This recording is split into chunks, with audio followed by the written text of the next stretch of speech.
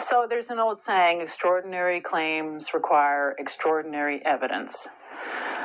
It is not incumbent upon me to disprove extraordinary claims of supernatural beings doing miraculous and magical activities. It is incumbent upon the person making those claims to prove their contentions. What I'm bringing forth in my objections is actually a common sense perspective, a scientific evaluation based on what we do have, not what we might have or what may be. I'm not claiming that, for example, the Greek son of God, Hercules, whose life resembles that of Jesus Christ in many ways, is actually a real historical figure. So my burden of proof should not be greater than that of the people who are making their extraordinary claims for supernatural and miraculous beings. But Christian theologians, scholars, and historians tend to rely on less evidence for proofs of their faith than for the comparative religion and mythology that I'm describing.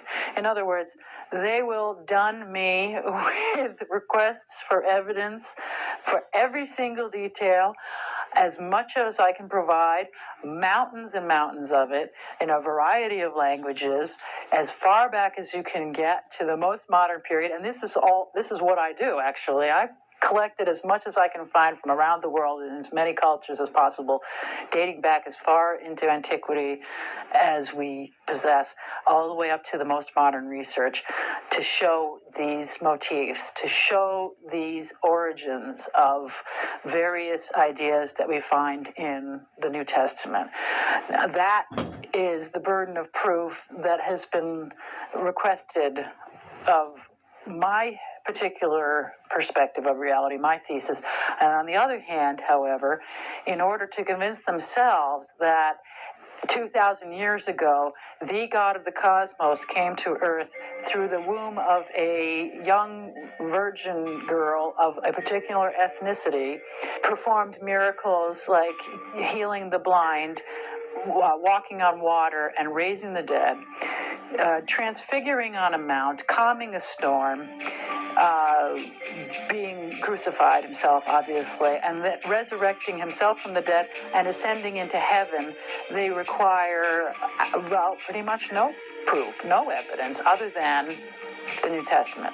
A few books, a few hundred pages, that's all they require.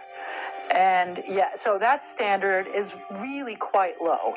There are no physical artifacts from the first century. We don't have any autographs or originals of the Gospels or the epistles. We have no evidence in the literary record of the existence of the canonical Gospels as we have them before the end of the second century. In other words, they're not quoted verbatim anywhere. And before that, they don't appear in the historical record. Nobody mentions them. We have no evidence showing that they really were written by the people in whose names they are presented. We don't even really have any evidence that those particular individuals, Matthew, Mark, Luke, and John, actually lived as they're depicted in the New Testament. In fact, we barely have evidence that St. Paul lived. There is the stories that are told about him, where he's brought before Caesar, he's rampaging with hundreds of troops, he's in a shipwreck, he escapes from a prison in Rome. All of these fairly significant events do not make it into the historical record in any way, shape, or form. And so there's no physical artifacts, as I say, from the time that this happened. There's no information in any writings of the day, contemporary writings. And so there really is absolutely no evidence for this entire story other than the New Testament.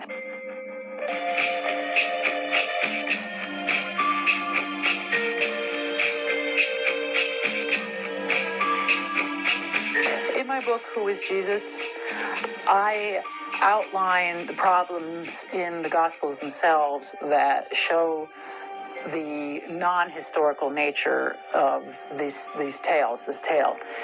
For example, we have the description of Jesus's ascension into heaven in one or two of the Gospels, but it's lacking in the others. And it's kind of like in a footnote in Mark where they say, well, this has obviously been added.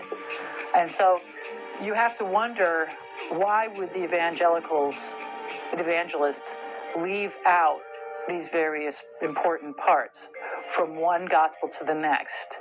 You have one story in one gospel and it's completely omitted in another. You have anachronisms, contradictions, and so on and so forth. And so a lot of these things are listed in here. You can see why someone would question the historicity of this text, because it falls apart in many places. And also, if we're talking about the non-biblical evidence, supposedly, of Jesus Christ's existence, which to look at the historical record of the day. We look at the historical record of when this supposedly happens, you find nothing. That might be very shocking to people who have been told that Jesus Christ was the most famous person who ever lived. The New Testament itself has some 24 scriptures in which Jesus is touted as being famed wide and far. He's doing miracles that are shocking people. 500, 1 Corinthians, 500 people saw him resurrected. At his death, there were earthquakes, the sun darkens, the saints rise up out of the ground, and they wander through the streets of Jerusalem. And the graves were opened, and many bodies of the saints which slept arose, and came out of the graves after his resurrection, and went into the holy city, and appeared unto many. None of this finds its way into the contemporary record, and you have to wonder why. You can't just say, oh, provide me all kinds of evidence for this and that, but I'm satisfied with none for this. This is not scientific. You must sit and say to yourself, why isn't this in the historical record of the day? There were people writing at the time. It's called one of the best documented periods in history. They were very eloquent writers, and they certainly would have noticed, even if they took no notice of some rabble-rousing guy who was rampaging through the streets and going into the temples and leading great crowds and feeding 5,000 with fishes and loaves and all, you would think someone would mention him. But even if they didn't mention him, you would think someone would notice the other issues that were going on at the time. The temple veil is rent in its midst when Jesus is crucified. That means that there was damage to the temple. Now that should have been recorded somewhere. The Jews were very possessive and very protective of their temple. If somebody had come in there, even earlier in the story, he threatens to throw the temple down. You'd think they'd be writing about this guy. What a knucklehead. He's threatening us, and yada, yada. He's calling us sons of Satan. He's criticizing. You would think somebody would notice that and be grousing about it.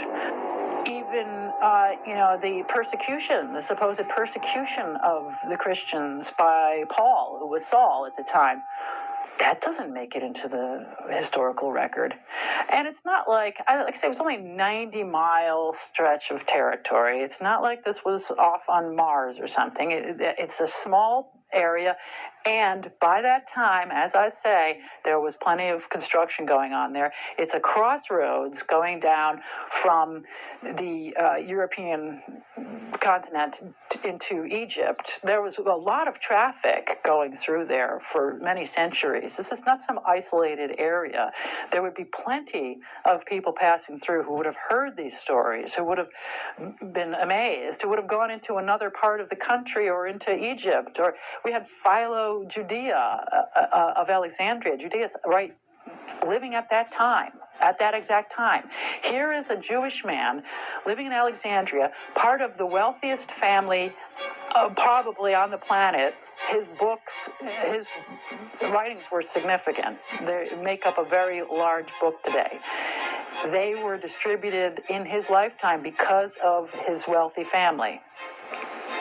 In that book, those books, he talks about the incarnate word, the logos. This logos idea had been developed significantly by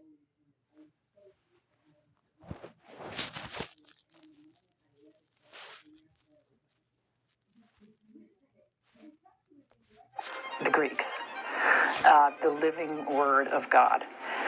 Philo describes what the word ends up as in the New Testament to a T. The Logos of the living God is the bond of everything, holding all things together. Philo. And he is before all things, and in him all things hold together. Colossians 1:17. It's like they lifted it and put it into the New Testament. And yet, while he was writing this in his homeland, his word supposedly took incarnation right there at that time. And he had no idea. No mention of it, no concept, no interest.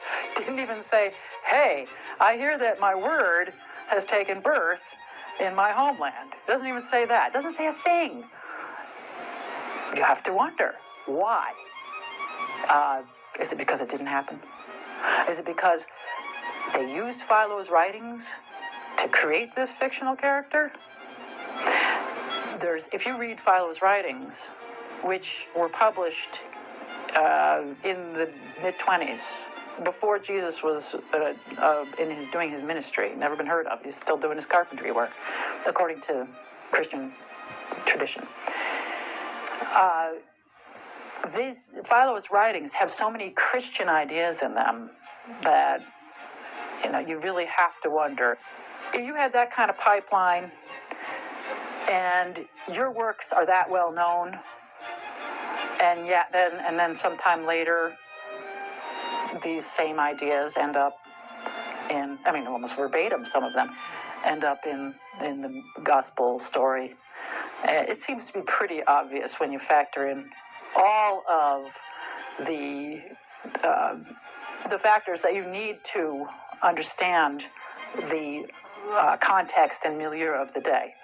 The only way you can sustain this story, really, is to have it in a vacuum, is to remove all practicality around it, all the other cultures. Seriously, you would have to be absolutely ignorant of all history, mythology, culture, language of the time in order to maintain that story. Unfortunately, that's what we find. There is quite a lot of ignorance, and willful ignorance. I've actually had debates with people who have said, oh, I don't want to know anything about those pre-Christian cultures because they were all evil. I can't give you any evidence then at that point. You've completely closed off. There's no way I can prove a thing if you have no interest in looking at the pre-Christian culture. So, we're in a catch-22 with this one. It becomes a matter of faith. They have no problem. There is that special pleading again. We can believe this without a stitch of evidence because it's faith. But we can't believe anything that you've said without a mountain of evidence that we will still reject at the end of the day. Mm-hmm.